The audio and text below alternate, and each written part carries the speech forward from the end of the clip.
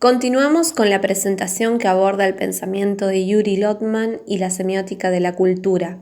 Ahondaremos específicamente en las definiciones y relaciones posibles entre texto, memoria y símbolo desde ejemplos concretos.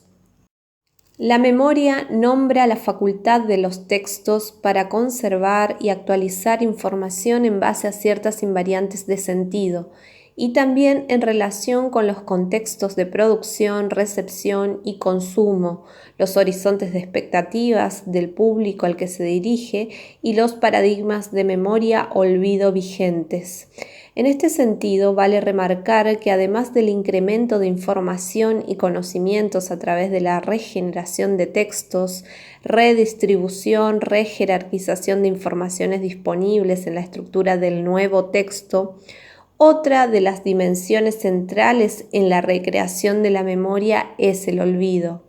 El olvido está asignado por la selección u obliteración de textos que son semánticamente incompatibles con la aparición de nuevos textos, y esto está condicionado por un régimen de representación vigente, un régimen de visibilidad-invisibilidad.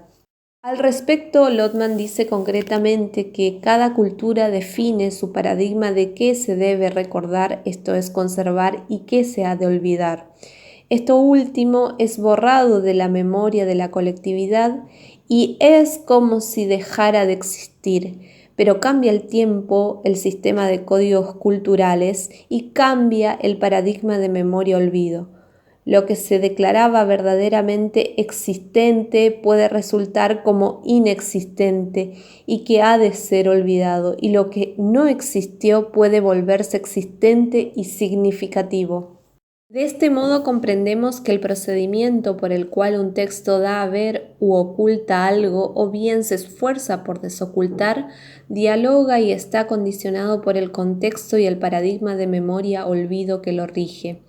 Así, con el retorno de la democracia a la Argentina, los lenguajes artísticos empezaron a trabajar para reparar esas zonas de exclusión y reconstruir ciertas memorias silenciadas, a visibilizarlas, a hacerlas significativas.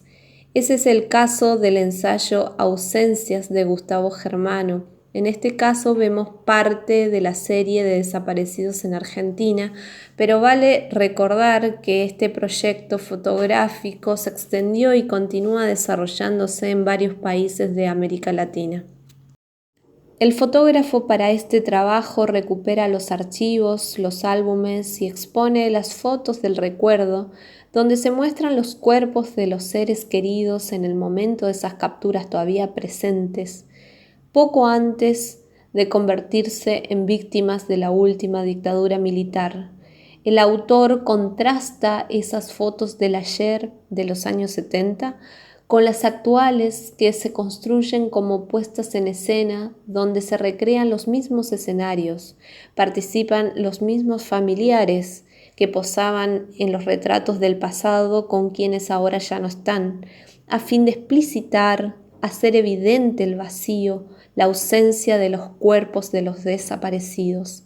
La operación de contraste de fotos históricas y actuales, con sus epígrafes que marcan debajo de unas fotos todos los nombres y debajo de las otras, solo un punto o una serie de puntos para aludir a quienes faltan, de alguna manera grita el dolor al que se asocia ese vacío y por contigüidad habla de la persistencia de la memoria. Por su parte, la noción de símbolo guarda estrecha relación con la de los mecanismos de recreación de la memoria. Dice Lotman que el símbolo es un fragmento de un texto arcaico cuya memoria es más antigua que su entorno no simbólico. Funciona en cortes sincrónicos como diacrónicos y atraviesa las culturas viniendo del pasado y proyectándose al futuro. Está conformado por un plano del contenido que posee una reserva de espacio semiótico factible de ser llenado con un nuevo contenido. De este modo puede mutar conservando una invariante original, así como transportar textos de una capa de la cultura a otra. Esto lo hace gozar de cierta autonomía con respecto al contexto cultural. Es un mediador entre diferentes esferas de semiosis y un condensador semiótico. Esta concepción permite explicar la larga vida semiótica y la naturaleza invariante y a la vez variante de los símbolos.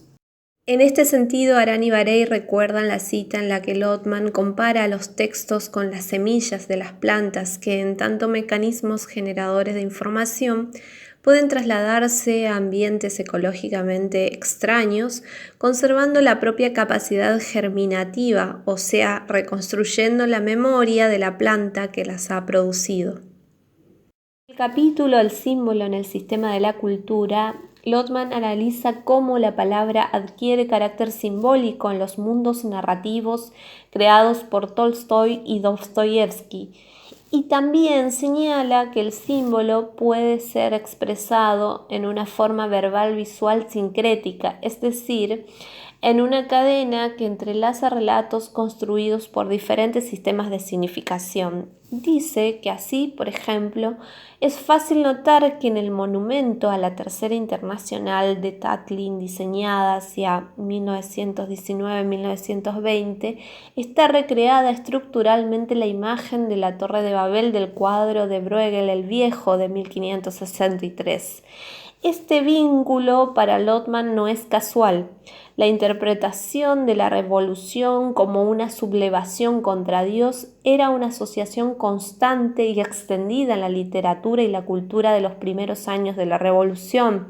Y específicamente recuerda que la frase "los proletarios asaltan el cielo" de Marx era muy popular en esa época y encerraba una referencia al mito bíblico de la Torre de Babel, pero con doble inversión de sentido. En primer lugar, intercambiaban sus puestos las valoraciones del cielo y de la tierra que lo atacaba, y en segundo lugar, el mito de la división de los pueblos era sustituido por la idea de la unión de estos, o sea, la Internacional Comunista.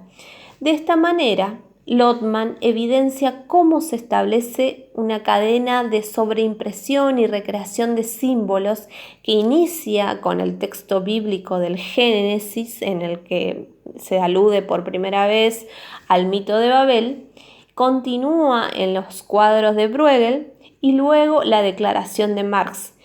Y fragmentos de estos símbolos se condensan en el monumento a la Tercera Internacional de Tatlin.